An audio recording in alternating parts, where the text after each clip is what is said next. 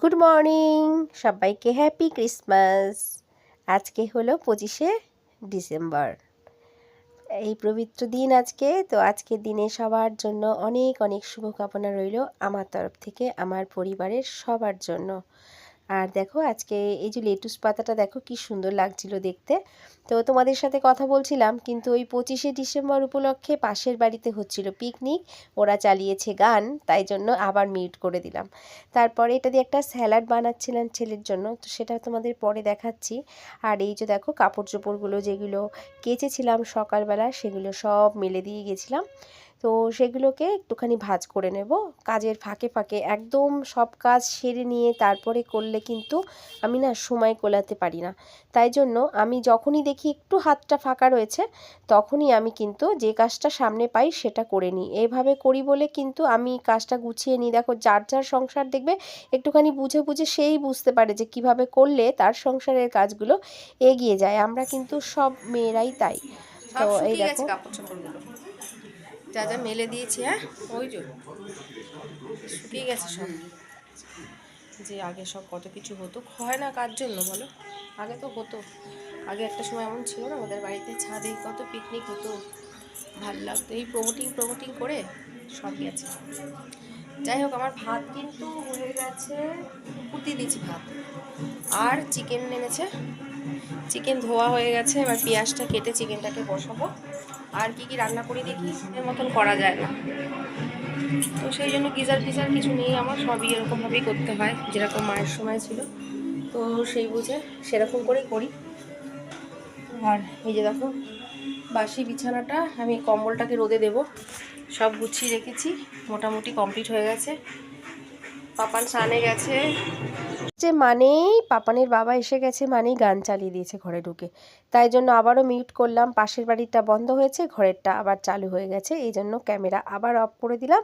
আর এই সময়টা আমি তোমাদেরকে দেখাচ্ছিলাম যে বাসি বিছানাগুলো সব পরিষ্কার করে নিয়ে ছাদে কম্বলটা দিয়ে আসছি, একটুখানি থাকলে তাহলে একটু গরম হবে, এটাই তোমাদের কাছে বলছিলাম। আর তারপর দেখো এবার চলে যাব, কিন্তু যে জামা প্যান্টগুলো ভাঁজ করে বাইরে রেখে গেছিলাম সেটাকে জায়গা মতন রেখে দেব। রেখে দিয়ে এবার কিন্তু আমি বানিয়ে নেব ওই স্যালাডটা। এবার চিকেনটা বসানোর আগে এবার কিছুটা টক দই দিয়ে, তারপরে দেখো সুইট কর্ন, তারপর এই যে লেটুস পাতা। পাপান সব সময় বলছে মা লেটুস পাতা বেশি করে দিলে শরীর ভালো থাকবে, সবুজ জিনিস দাও। আর একটু শসা আর সুইট কর্নটাকে সেদ্ধ করে নিয়েছিলাম একটুখানি, সেই জলটা আর ফেলিনি, জলটা কিন্তু ওর গায়ে গায়ে শুকিয়ে দিয়েছি, এমনভাবে দিয়েছিলাম। এবার ভালো করে টক দইটাকে আমি ভালো করে ফেটিয়ে নিয়ে, পাপানি করে দিয়েছে, এটা আমি না, ওই করেছে, করে তারপরে এই জিনিসগুলো দিয়ে দিয়েছি যেটা যেটা কেটেছিলাম। আর একটুখানি দিয়েছি এখানে চাট মশলা বা আমচুর মশলা। তো এটা তো তোমরা দেখো আমি করি, তো এটা করে নিয়ে আগে কিন্তু ঢাকা দিয়ে রেখেছি। রেখে এবার দেখো পালং শাক, কতগুলো পালং শাক এনেছিল, আমি বললাম পাপান পালং শাকটা খাবি না? বললো হ্যাঁ দাও। তো সেই জন্য পালং শাকটা দেখো অল্প করে ওর জন্যই কেটে নিচ্ছিলাম। কেটে নিয়ে আজকে কিন্তু একটুখানি ভাজা ভাজা করে দিয়েছি। আর কোনো তরকারি আজকে আর করতে ইচ্ছা করেনি, কেন ওর বাবা খাবে না বলছে। আর এই যে দেখো দিয়ে দিয়েছিলাম। আর আমার জন্য করেছিলাম হচ্ছে এঁচোড়ের তরকারি। এই যে দেখো আলুটাকে আগে বয়েল করেছি, নতুন আলুটা, তারপর এঁচোড়টাকে দিয়ে কেমনভাবে করেছি সেটা তোমাদেরকে আমি দেখিয়ে দেবো কেমন হয়েছে দেখতে, কিন্তু রেসিপিটা শেয়ার করছি না। তো আর আজকে যাব কোথায় জানো, এই খেতে খেতে এখন এই সময়টায় আমরা আলোচনা করছিলাম আজকে যাবো চার্চে।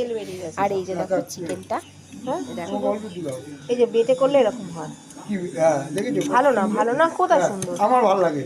আমরা ছোটবেলা দিয়ে এরকম বাটা খেয়েছি, বাটা, হ্যাঁ পেঁয়াজ বেটে একদম ই করে ভালো করে। এক পিস আলু তোমাকে এখন দিলাম, ব্যাস এক পিস বাটা খেয়েছি বলছে না, খেয়ে দেখছে বাটা ভালো হয়নি।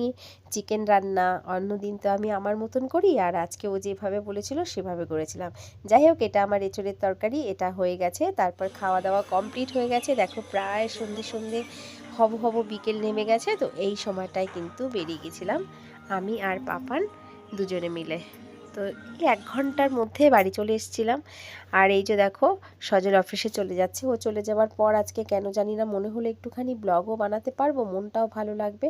তো এই দেখো এসছিলাম আর এই বেরিয়ে পড়েছি। দেখো কেন লাগছে। তো হঠাৎ করে মনে হলো যে যাই বাড়ি যাচ্ছি এতটা এখন। আর এই দেখো আমাদের দমদমটার অবস্থা, টাউন ডানকুনি।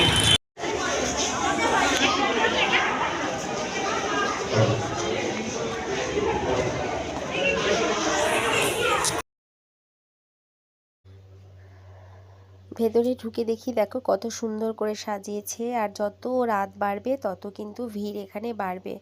আর এই সময়টায় কোনো সান্টার দেখা পাইনি, সেই জন্য আর তোমাদেরকে দেখাতে পারিনি। আর সবথেকে বড় আমি একটা ভুল করেছি, কোনো গোলাপ বা কোনো ক্যাডবেরি বা কিছু নিয়ে যাওয়া উচিত ছিল আমার এখানে অফার করার জন্য, আর মোমবাতিও নিতে আমি ভুলে গেছিলাম। তো যাই হোক, বাইরে বেরিয়ে দেখছিলাম সবাই মোমবাতি জ্বালিয়ে মনের মানে যে প্রার্থনা সেটা প্রভু যিশুর কাছে দেখাচ্ছে, মানে বলছে।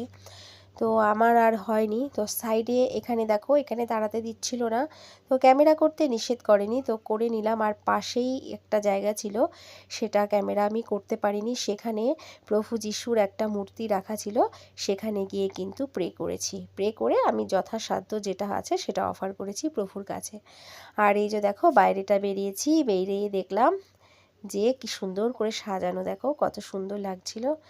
আর বাচ্চাগুলোকে নিয়ে আসলে অনেক আনন্দ পেত। তো আমার দাদার মেয়েটার পরীক্ষা, আর হচ্ছে ছেলেটাও, আমরা হট করে চলে এসেছি তো বলিও নি। সত্যি কথা বলতে প্ল্যান করে যদি ডাকা হয় বলা হয় তাহলে কিন্তু আর যাওয়াই হয় না। আর সত্যি কথা বলতে সবাই এদিক ওদিক যায়, ব্লগে তোলে, আমার আর কোথাওই যাওয়া হয় না। তো হট করে ছেলেকে এক প্রকার 1 ঘন্টার জন্য সময় নিয়ে বেরিয়ে পড়েছিলাম, একা একা যেতে কেমন লজ্জাও লাগে। আর এই যে দেখো যিশুর জন্মের ইয়েটা কি সুন্দর করে সাজিয়েছিল, খুব ভালো লেগেছে আজকে বিকেলটা।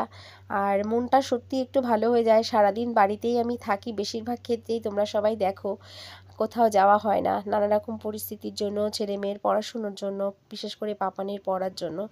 তো যাই হোক, এই ভিডিওটা আজকে এতটুকু শেষ। অনেক অনেক ভালোবাসা জানিয়ে শেষ করে দিলাম। ভালো থেকো সবাই, দেখা হবে নেক্সট ব্লগে। টাটা।